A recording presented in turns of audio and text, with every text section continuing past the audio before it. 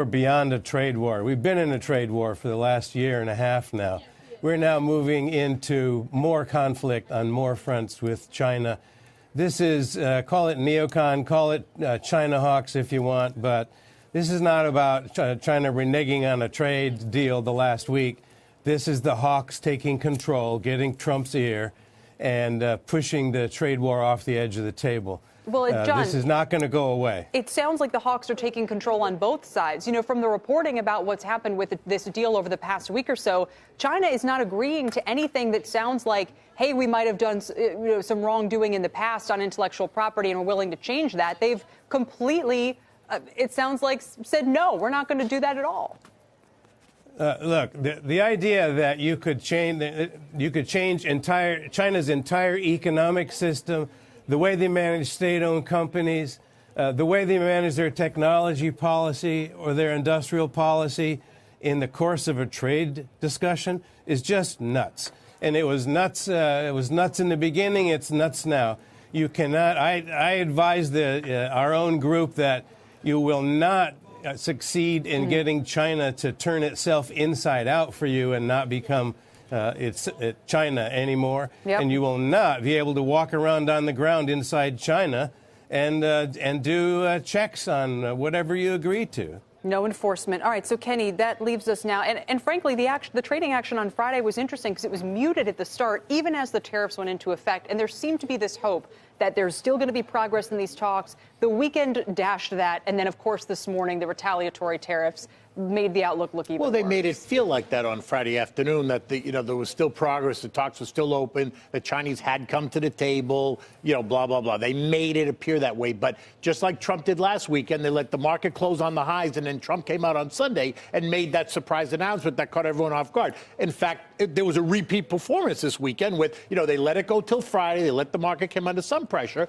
but then over the weekend they slammed it. But why everyone is so surprised is another question. We knew this was going to happen. We knew China was going to, come with all guns a-blazing. But most people, and Mike Santoli, I'll direct this to you. I mean, the commentary we've heard in the markets for a month or two now has been, look, there's positive commentary between both sides. We are heading towards a deal. We see one emerging. Remember the reporting even about how the delegation's still coming and Liu He, the closer, is still part of it.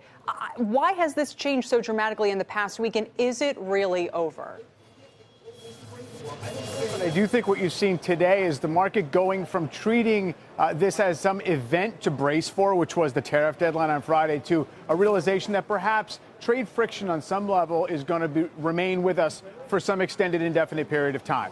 That doesn't mean it's the only reason stocks are being sold today. I think that was the trigger point that got people nervous, got volatility out there. And by the way, struck the market at a moment when I think investors were feeling very complacent along several fronts. Great unemployment numbers in the U.S. It looks like we're getting a trade deal. The Fed is our friend again. And so it just essentially disturbed that whole outlook that things were working in a positive direction. Then when the market goes here and the VIX goes to 21, everyone realizes, guess what? I own too many stocks for a 21 VIX and I have to sell some. And Steve, this weekend there was some commentary about the impact to the U.S. economy from the tariffs. You have Strategas on the one hand saying just the round of hikes from Friday would be a half point off GDP for every year. Yeah. You had Goldman Sachs put out a note to say they took a closer look at the impact of the tariffs so far, and they've fallen completely on the U.S. and in a way that was worse than they had previously anticipated. Yeah, they do not agree with the president's take that the foreign countries are paying this.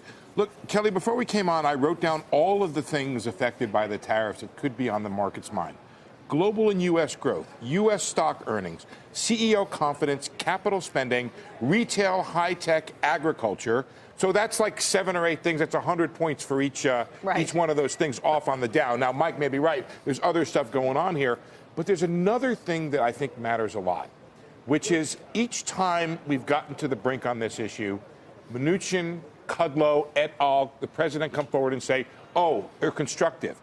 I'm concerned at this point we're a bit without a net, in the sense that what happens if they say we're back on? Now, maybe the market reverses, maybe it's fine, but at some point you cry wolf or whatever too many times, and the president and the Treasury Secretary lack the ability to reverse things and instill confidence in the market.